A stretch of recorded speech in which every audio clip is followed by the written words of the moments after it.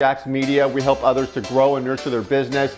Really fired up for this episode of Giant TV. I got two incredible people. I've got Jay Holstine, who is an amazing Vistage Chair working with dynamic leaders, and I've got Hartmann, who is the founder of Kiingo AI, all about artificial intelligence and how businesses are using it. He talks about the brains, artificial intelligence brains he instills into businesses. You're gonna love this episode. We all get into it, get into the weeds on AI and what it means. Let's go jump in.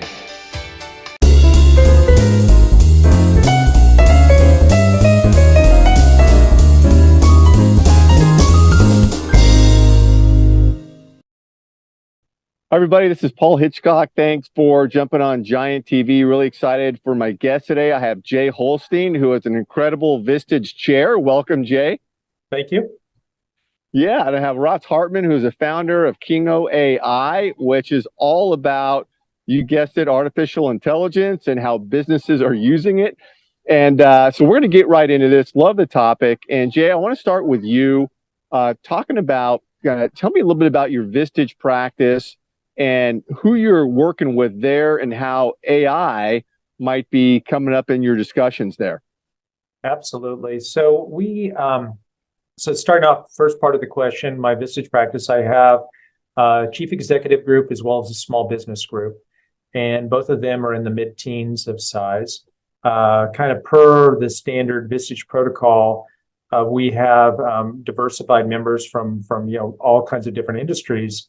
But I think that just because of kind of the self-selection process of folks that I've clicked with from a personality perspective, most of my members are definitely leaning forward, looking to scale their businesses. And so AI fits in perfect because it is an amazing productivity opportunity. I think folks kind of thought, okay, the internet was a step function. What I'm seeing coming out of AI within our member groups is it feels like an even greater step function. There is just amazing productivity of, I can kind of give you some use cases. One company that had a call center that, calls would come in because it was warranty work. And then someone would manually fill in information into the CRM. And then they would kind of get back and do some scheduling afterwards. They now have almost all of that automated through AI, where they're able to work around schedules, do everything, coordinate,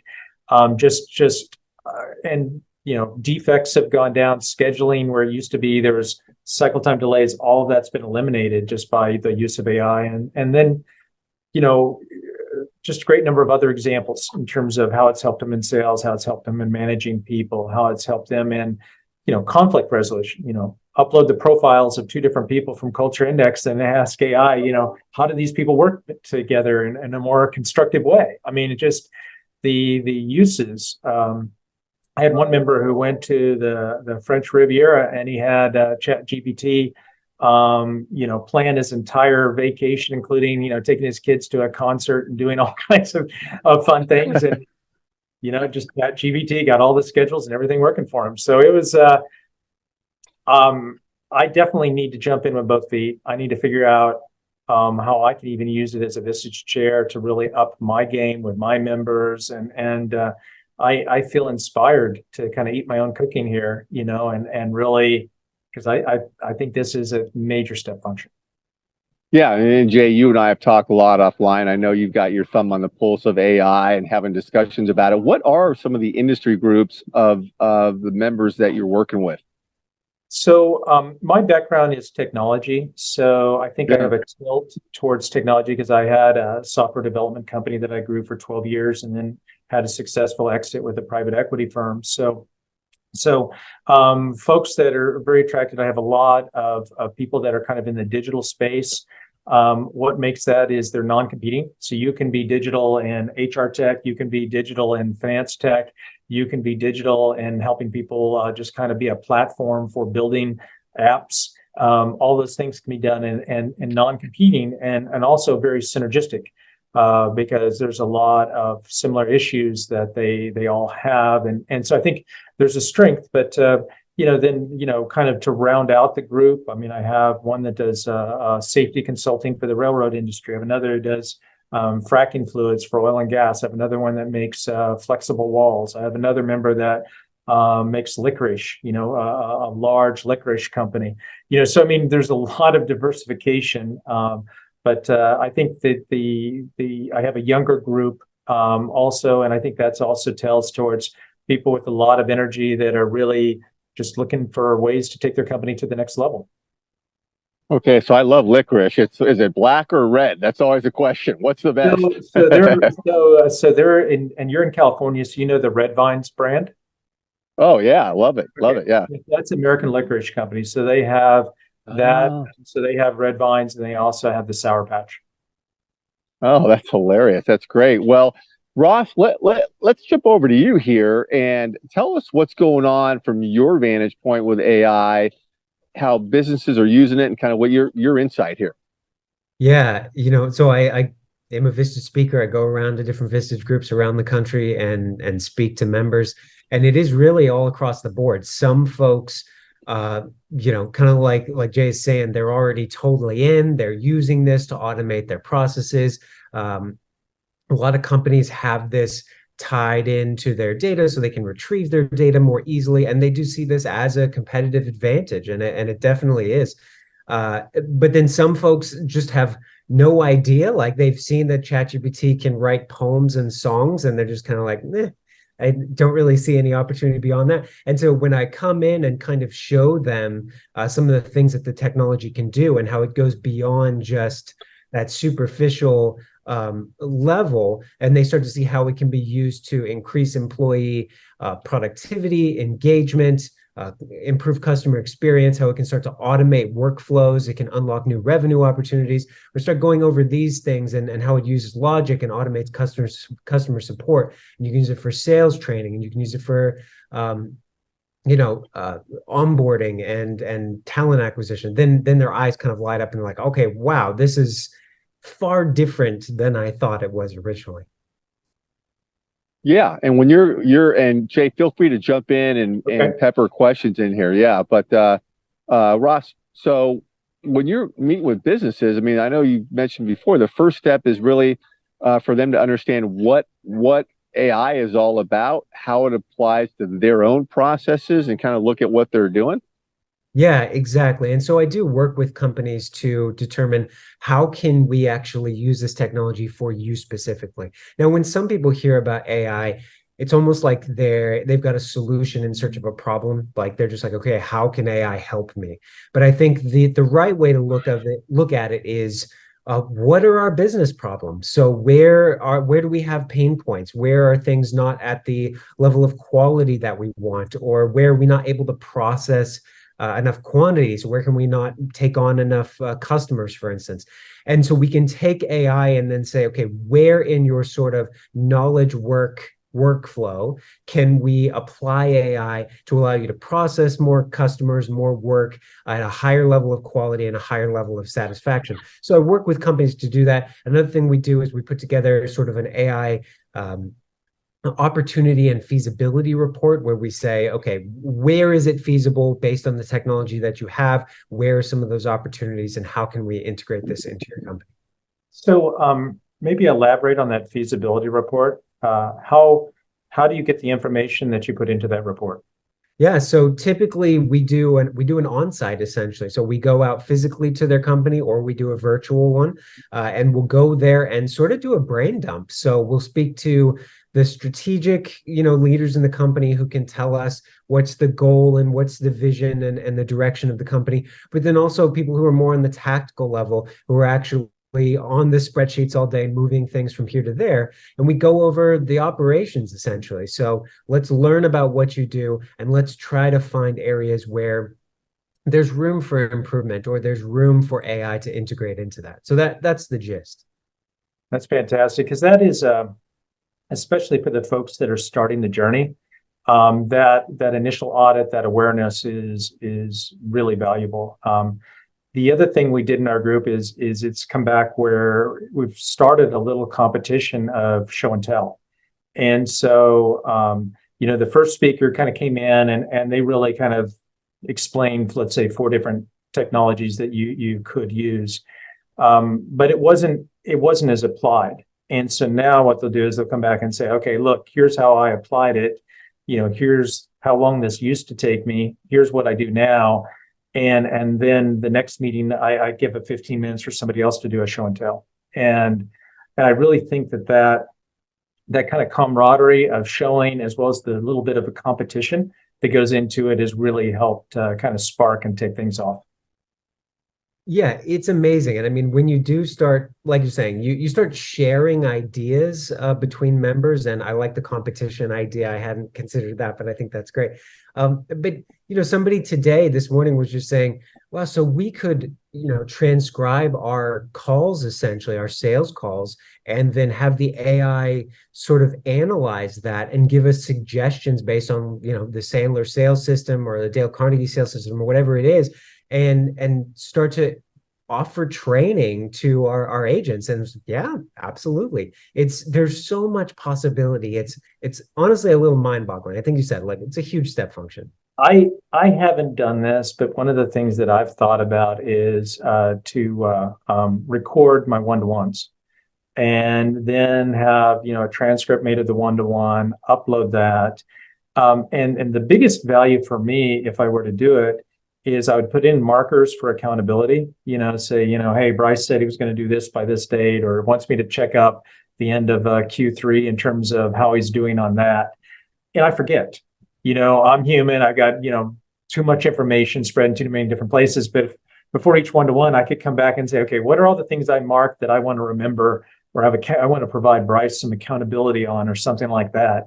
Boom, and it would help keep me organized. That would be a hell of a virtual assistant. And it's right there. It just has to be done. Yeah, and the amazing thing is that it is relatively trivial to implement something like that. Yeah, right. And then, like you said, you can get the summaries, you can get the action items, and then taking it beyond that, you could even fine-tune a model based on your one-to-ones, so that you could create sort of a virtual Jay that could offer suggestions and advice. And I think that could be true, certainly, but I think and I think if you just did standard executive coaching one-to-one, I'm confident that if there's not already an app for that, there will be an app for that. But I think the thing that with my members that I think they really have selected toward is just because of the breadth of the experience of having been a Big Four consultant, having run a manufacturing operation, a software development company, that enables where I'm able to kind of ask some of the right questions and smell out where maybe I got back a fluffy answer, and maybe I need to ask a couple drill down questions to get into what's there. Also, just looking for those answers that have some heat coming back. If somebody shares and says, that makes me frustrated, or this, or just I'm really disappointed about this or that. There's just that kind of experience to know that there's more that needs to be uncovered. And you're 100% right. Yeah, I don't want to say that, No worries. I didn't. I'm not feeling threatened. But anyway, But you're right. The relationship jobs are honestly the last thing, and AI is certainly not at the point where it can analyze, like you said, that deeper level with that level of experience. It doesn't have that. It would be more like just being able to talk in your style of voice, which is, pros and cons of that. But it's interesting. I think your idea of kind of transcribing the one-to-ones, I think there's a lot of opportunity there. I love that. It is. I haven't done it. And part of the reason I haven't done it is I just don't, I'd have to run it by the members and see what their comfort is, because obviously there's different security levels, and I am not on a super secure level of ChatGPT. I have a prospect. So this is not a member of my group, but he owns a retained search firm, and he has gone all in. So he has his own private server, everything he's loaded up. all of his resumes, all of his cover letters, everything he's done, let's say in the last 20 or 30 years of his business. Wow. Now this thing can write any cover letter in his voice. It can do, and I mean, the productivity he's generated in his firm is insane. But for him, he spent the $50,000 or whatever it costs to get this done in a complete private way, just so that no one would ever have a fear of any of this information ever getting out. Yeah, and Ross, you've talked about that before. The privacy, security of this. It is a thing. Yeah, and that's one of the primary things that our company does. So we work on giving companies AI brains, where we connect the AI to their data in a secure way. And there are different levels of security, obviously. So one way is just to go over the API, and essentially we can make it so that OpenAI doesn't, through the API, they don't train on any of your data. We keep the index data secure in a cloud environment in Azure. So, Microsoft obviously prioritizes security there. A secondary thing that you can do is actually deploy this onto your Azure infrastructure if you're using the OpenAI models. And that's a next level of security. Something even more beyond that is deploying open source models. Now, those aren't as sophisticated as something like GPT-4, but you have complete control over it, essentially. And then even further still, you can deploy it on premises on a server that you control physically.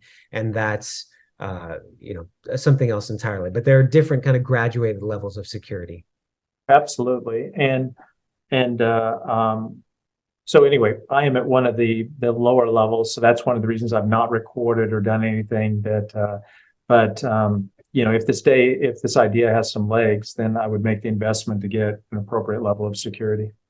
Yeah, well, funny enough, that Ross and I are putting together a presentation for Vistage Chairs on how they can use AI. So look for that. That's coming out. And as we kind of hit up against time here, one thing I did want to mention, Jay and Ross, get your input. But Ross, you talk about having a champion at a company, a champion for AI. Otherwise, it's going to languish and sit around.